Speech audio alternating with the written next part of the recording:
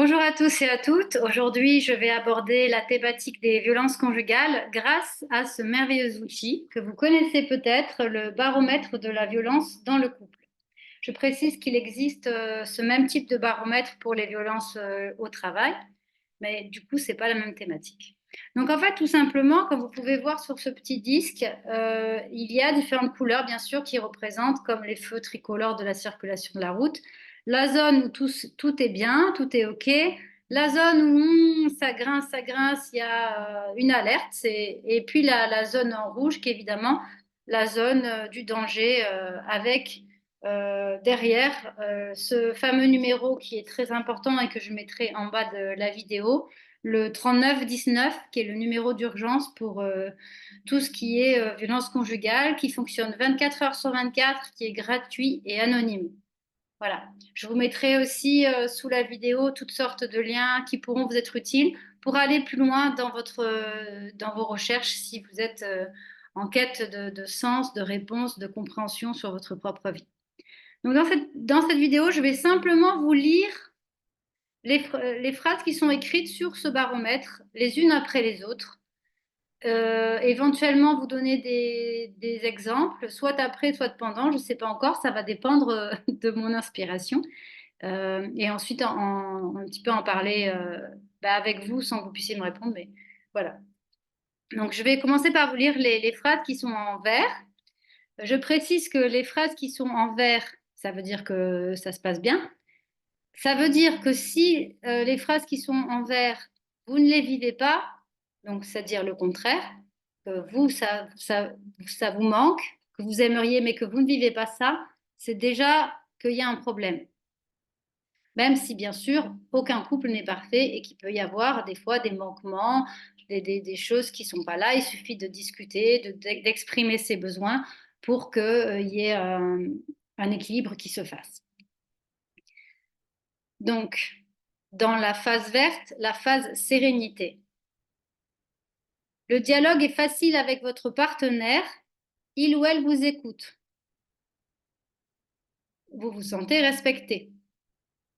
Vous vous sentez libre de voir qui vous voulez et d'avoir les activités qui vous plaisent.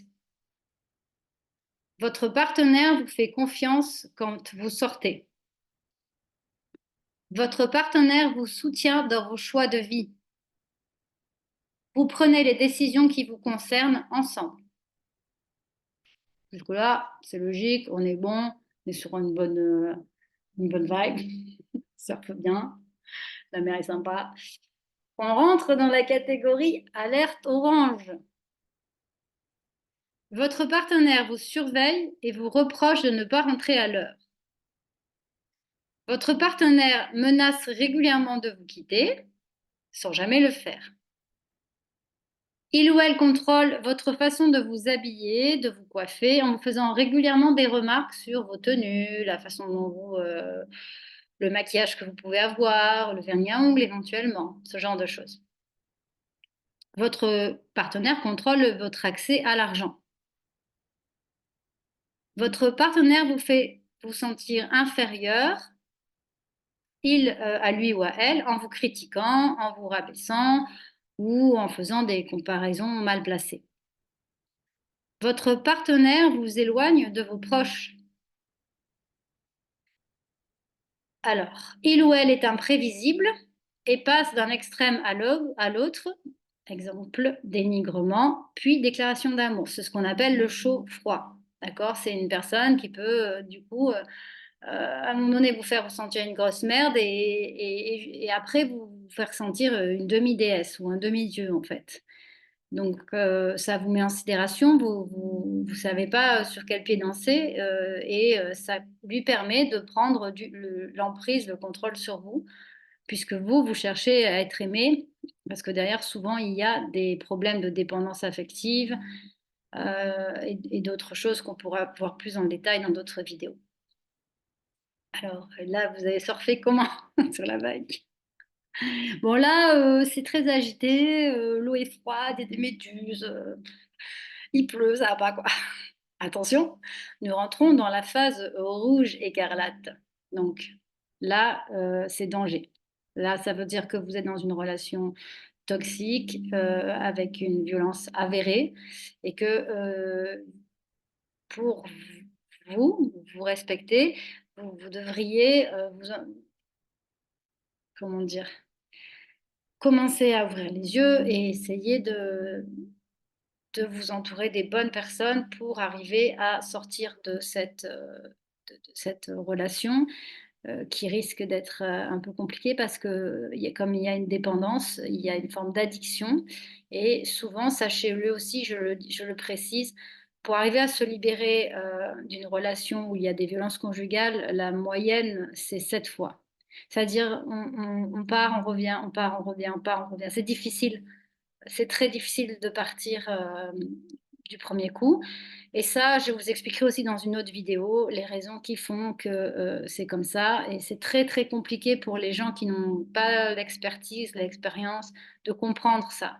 C'est quelque chose qu'ils ne peuvent pas comprendre. C'est pour ça que je pense que ça vaudra la peine que je fasse une vidéo. Donc, nous rentrons dans la zone rouge. Il ou elle vous empêche de sortir, de travailler ou d'avoir des activités quand vous le voulez. Il ou elle fouille votre téléphone ou publie votre image de façon dévalorisante sans votre consentement. Il ou elle vous parle régulièrement de façon agressive, vous insulte ou vous humilie. Il y a aussi taper sur les murs, taper sur les tables, ça fait partie des violences. Il ou elle utilise les enfants comme moyen de pression ou comme moyen de reconquête. Votre partenaire vous menace physiquement et vous fait peur. Il et elle menace de vous faire du mal ou de se suicider si vous le ou la quittez. Chantage au suicide. Il ou elle vous pousse, vous secoue, vous serre le bras, vous immobilise ou vous frappe. Il ou elle vous oblige à avoir des rapports sexuels ou des pratiques que vous ne voulez pas. Voilà, voilà. J'ai fini de vous lire donc le baromètre de la violence. Je pense qu'il n'y a pas grand-chose à rajouter. Enfin, je veux dire par là que c'est déjà beaucoup de propositions de réflexion sur la nature de la relation dans le couple pour vous permettre de voir un peu où vous en êtes.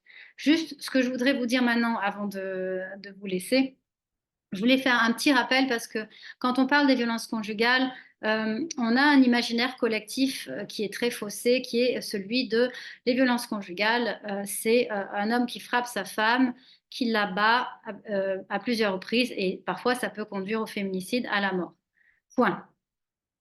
Et donc on pense tous et toutes que s'il n'y a pas de coup, s'il n'y a pas de violence physique, il n'y a pas de violence conjugale. Et c'est là où en fait il y a vraiment beaucoup de choses à apporter sur le plan pédagogique auprès de la société et des jeunes générations pour prendre conscience que ce n'est pas du tout comme ça que les choses.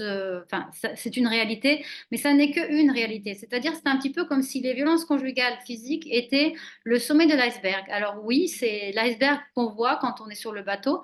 On ne voit pas tout ce qu'il y a en dessous, en fait. Et c'est là où il faut être conscient que la violence conjugale, elle commence, enfin, elle concerne différents domaines.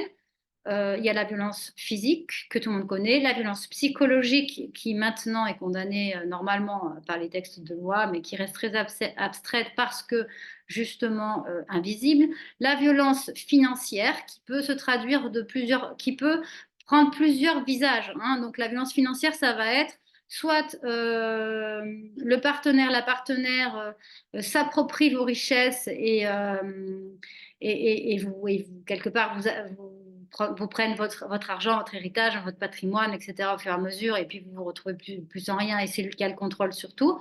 Soit vous n'avez rien, déjà vraiment à la base, et il ou elle a le contrôle sur tout, vous êtes complètement dépendant financier. Donc, vous ne pouvez pas partir parce que vous n'avez rien, en fait.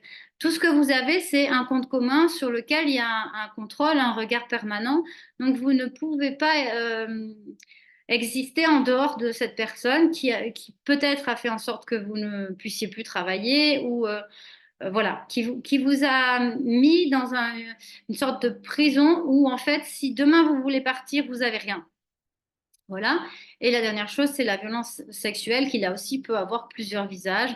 Ça peut être le viol conjugal, c'est-à-dire en fait, quelque part, on joue sur l'idée du devoir conjugal pour obtenir satisfaction quand on a des besoins, sans tenir compte du oui ou non de la partenaire, même s'il n'y a pas de oui ou non de ce qu'elle exprime avec son corps, du fait que peut-être elle est fatiguée, peut-être que c'est pas le moment, peut-être qu'elle se voilà, c'est aussi imposer, ça c'est très important d'en prendre conscience, c'est aussi imposer à son partenaire des pratiques sexuelles son partenaire a déjà exprimé qu'en fait elle n'était pas bien avec ce type de choses, que c'était compliqué pour elle ou il de vivre ça parce que ça renvoie à d'autres choses et que donc c'est quelque chose qu'elle n'aime pas.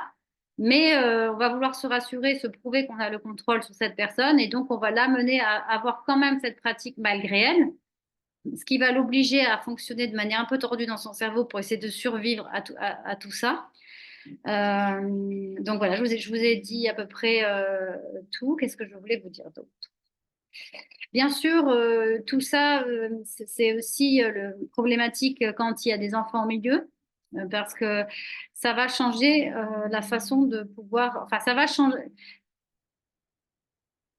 ça va avoir un impact puisque les enfants sont aussi des victimes collatérales des violences conjugales quand ils ne sont pas eux-mêmes victimes de violences physiques de la part ou incestuelles ou psychologiques de la part du parent toxique. Voilà, ben, moi je pense que j'ai fini. J'ai été un peu vite pour essayer que ça fasse le format qui passe bien. Je vous remercie pour votre écoute. Si cette vidéo vous a plu, n'oubliez pas de la liker, éventuellement de vous abonner. Et puis, les commentaires sont toujours très bienvenus parce que ça permet aux uns et aux autres de pouvoir se reconnaître, se rendre compte qu'on n'est pas tout seul sur cette planète et que, il est bon de partager nos ressentis, nos émotions, nos expériences, nos espoirs. Voilà. N'oubliez pas le 39 19 et je vous souhaite une belle soirée.